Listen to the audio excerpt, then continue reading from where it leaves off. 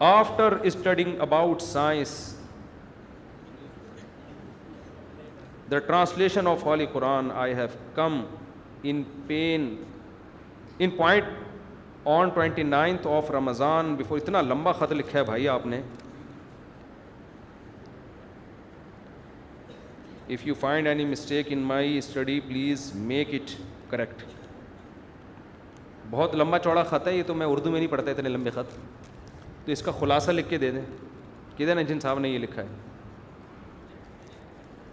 آپ نے لکھا ہے. اس کا خلاصہ 2 لفظوں میں بتا دیں نا. جی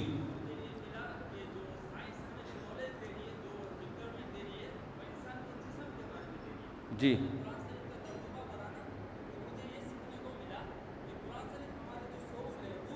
ہاں جی جی جی جی بالکل صحیح کہا آپ نے, بالکل صحیح کہا,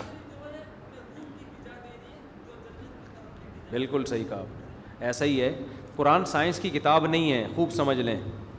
کل ایک صاحب نے مجھ سے سوال پوچھا کہ بہت سے ایسے سیارے جو بعد میں دریافت ہوئے ہیں, قرآن میں ان کا تذکرہ کیوں نہیں ہے؟ قرآن نے تو انہی سیاروں کا تذکرہ کیا ہے جو عرب لوگ جن کو جانتے تھے.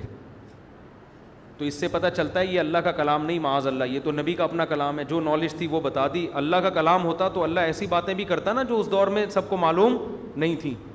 میں نے کا جواب دیا کہ قرآن اگر ایسے سیاروں کا تذکرہ کرتا ہے جو 1400 سال بعد دریافت ہوئے ہیں, تو عرب لوگ اس قرآن پہ ایمان لاتے یا اس کو جھٹلاتے؟ بولو نا. وہ کہتے یہ کون سی باتیں ہیں بھائی, یہ کون سا سیارہ ہے؟ تو نبی کے کام 2 ہوتے, پہلے اس کو ثابت کرنا سائنسی حقیقت کو کہ نہیں جی ایسا سیارہ بھی ہے, پھر قرآن کی صداقت کو ثابت کرنا. تو یہ 2 مشکل کام ہو جاتے ہیں نبی کے ذمے. پھر آج کچھ چیزیں دریافت ہوئی ہیں جو ہو سکتا ہے ابھی 1000 سال کے بعد دریافت ہوں گی.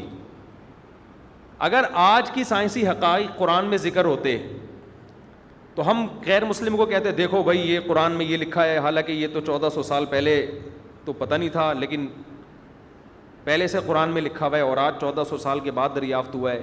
تو دیکھو بھائی اس کا نتیجہ کیا نکلتا, 1000 سال کے بعد کوئی اور نئی چیز آ جاتی جو آج دریافت, بولو نا, نہیں ہوئی ہے.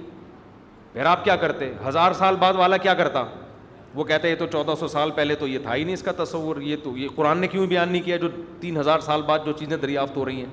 تو اس کا مطلب پھر قرآن قیامت تک جتنی سائنسی چیزیں دریافت ہوں گی سب کا تذکرہ کرتا.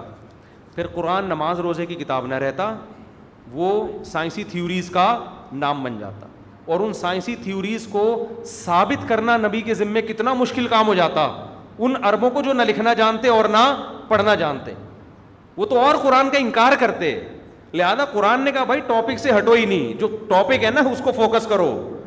تو قرآن میں اتنی سائنس کا تذکرہ ہے جو اس زمانے میں جو لوگوں کو نظر آ رہا تھا, سورج چاند ستارے, اس سے زیادہ قرآن نے سائنس کے ٹاپک کو چھیڑا نہیں, کیونکہ یہ ٹاپک تو قیامت تک پھیلتا چلا جائے گا, اس کی کوئی انتہا نہیں ہے. تو یہ الزام جب لگتا ہے جب قرآن سائنس کی کتاب ہوتی. پھر ہم کہتے کہ یار وہ اس زمانے میں جو سیارے دریافت ہو گئے ان کو تو قرآن ذکر کر رہا ہے, جو دریافت نہیں ہوئے ان کو ذکر نہیں کر رہا.